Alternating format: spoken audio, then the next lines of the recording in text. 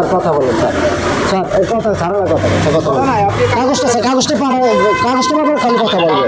সাথে থাকতে হবে আপনার সাথে পাইবে স্যার কাগজটা পাঠা দেওয়ার কথা মোবাইলে স্যার মোবাইলে কথা নেই কথাই কইতেছে না স্যার বলেন স্যার একটু কথা বলেন কথা বলেন স্যার মোবাইলে আসবে না কথা বলেন মোবাইলে পাঠান দেখুন আমি নিয়ে আসতেছেন কথা বলেন আপনি কথা বলেন অবশ্য পাই নাই স্যার আপনার হ্যাঁ পাই নাই স্যার রেনু করতে দিচ্ছি স্যার পাই নাই রেনে করতে দিয়েছেন পান নাই না স্যার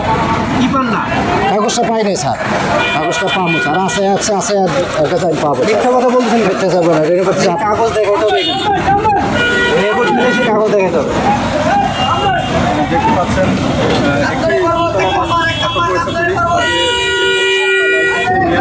বলছেন মেনু করতে দিয়েছে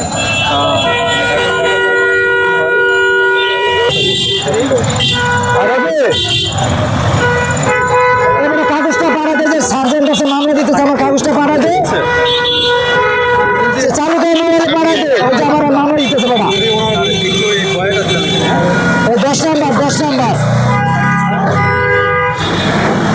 পাঠাবে কোন সময় যে মামলা দিতেছে বাবা না না না না না আমাকে এখন এই কাগজ দেখাই যেতে হবে তা নাহলে আমি ছাড়তে পারবো না আমি আপনাকে বোঝাতে পারছি না না না এইভাবে তো হয় না ওনার লাইসেন্সের ডেট 2025 সালে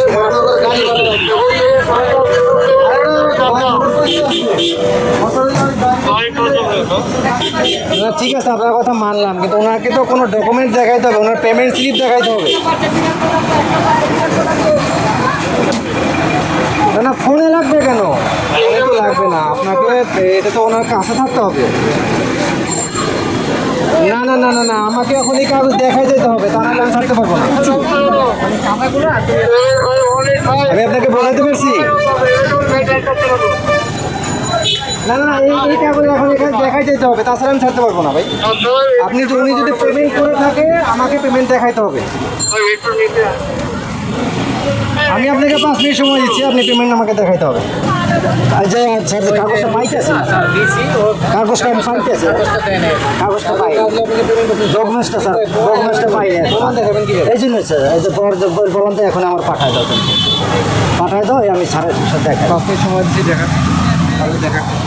আপনি মানে কি করছেন আপনার গাড়িটা আটক করছে কি কারণে আমি তো বেআইনি আপনার দেখেন আমি তো আপনি বাম সাইডে লেন ধরে যাইতেছি পিছের সিরিয়ালের গাড়ি আছে আমি পিছনে যাইতেছি আমি তো কারো ওভারটেকেন ওরা ওখানে লাইন মতো যেতেছে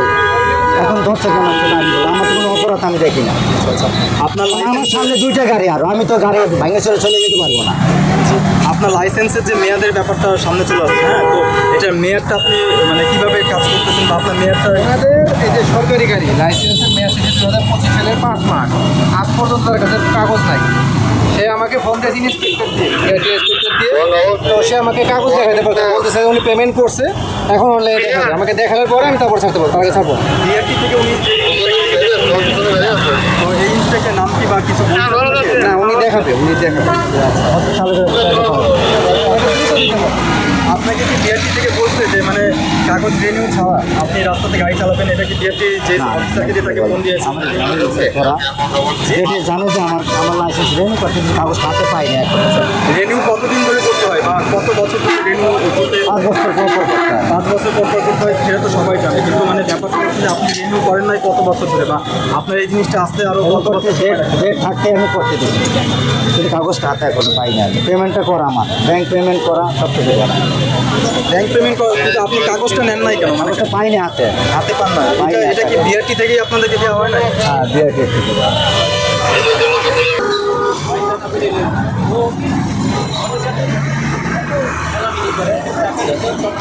এই বাস চালকটিকে এখন মামলা দিয়ে দিচ্ছে পুলিশ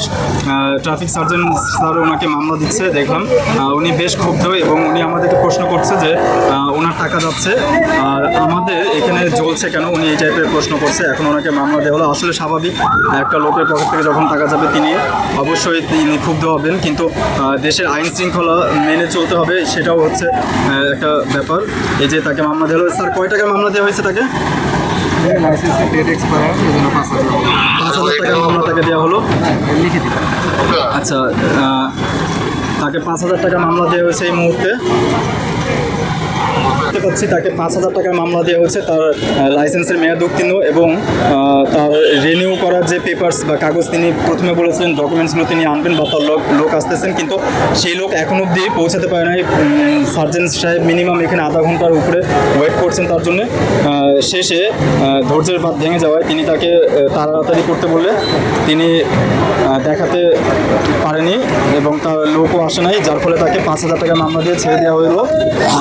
এখন তিনি চলে যাচ্ছেন। তিনি বেশ ক্ষুব্ধ এবং তিনি আমাদের সাথে কথা বলতে অপারগ এবং তিনি আমাদের সাথে কথা বলতে চায় নাই।